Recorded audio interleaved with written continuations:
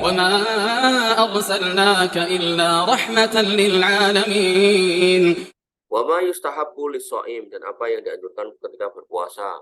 Wa yustahabbu fi shaum salah satu asya, dan disunahkan atau disenangi orang puasa itu melakukan 3 hal.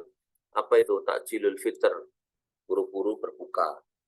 Jadi orang Syiah itu menentang ini nih. Orang Syiah itu kalau adzan ya sholat sih. Orang Islam ya buka sih. Cuman orang buka ini ada 2, buka sing sidik terus sholat jamaah, ada juga sing bukanya banyak terus nggak sholat jamaah atau malah sholatnya nanti. Nah, ini yang kedua ini salah. Jadi dikatakan takjilul fitr ini cuma batalkan puasa tok ya, bukan berarti kemudian makan-makan yang luar biasa besar gitu.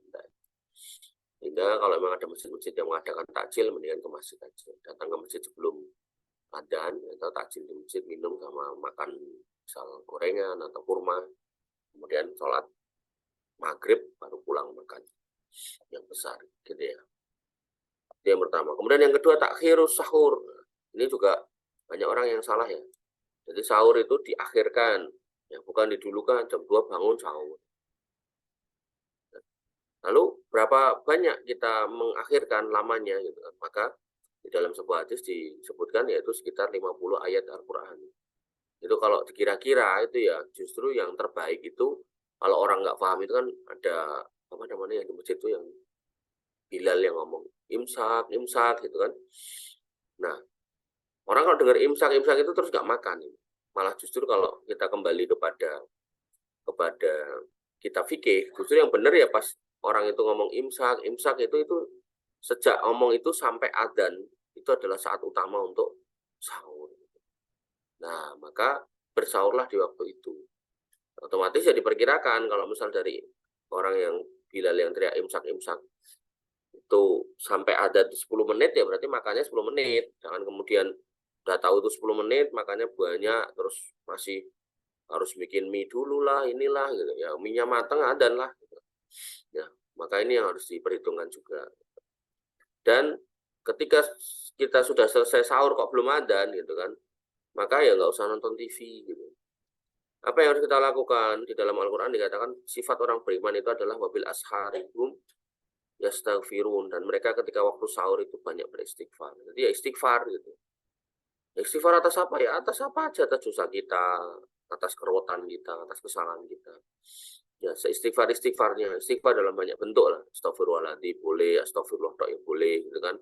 Kemudian saya itu istighfar ya boleh, Allahumma anta rabbi la ilaha illa anta, dan seterusnya boleh. Istighfarnya Nabi Yunus ya boleh, la ilaha illa anta subhanaka inni kuntu minadz dzalimin ya boleh. Atau istighfarnya Nabi Adam, Rabbana dzalamna anfusana wa illam taghfir lana, dan seterusnya. Ya, apapun gitu ya. Maka monggo silakan mana yang termudah. Ya. Faqra'u ma tayassara minal Qur'an. Al-Qur'an aja kita suruh membaca mana yang paling mudah gitu. Maka terkait doa istighfar ya maka kita juga diperintahkan untuk beristighfar dengan lafal-lafal yang paling mudah. Nah, ini 2. Kemudian yang ketiga watarkul hujri minal kalam, meninggalkan kata-kata yang hujr, jelek. Ya, berdusta tinggalkan. Dan di sini dikatakan yustahab. Yustahab itu berarti nggak wajib. Artinya kalau kita lakukan ya kita mendapatkan pahala, kalau kita tinggalkan ya kita nggak berdosa. Maksudnya apa? Ya kalau kita makan, kalau kita bukanya diundur ya kita nggak dosa. Cuman tidak menyesuaikan atau tidak sesuai dengan sunnah itu aja. Kemudian kita sahur jam 2 ya nggak apa-apa. Barangkali ngantuk banget kan, pulang dari ronda gitu kan, jam setengah 3 atau jam 2 makan sahur terus tidur. Subuh bangun tentunya ya. Kemudian kok pas puasa akhirnya ngomong ya enggak. Kemudian mungkin berdusta, ya nggak batalkan puasa. Cuman ngurangi pahala puasa.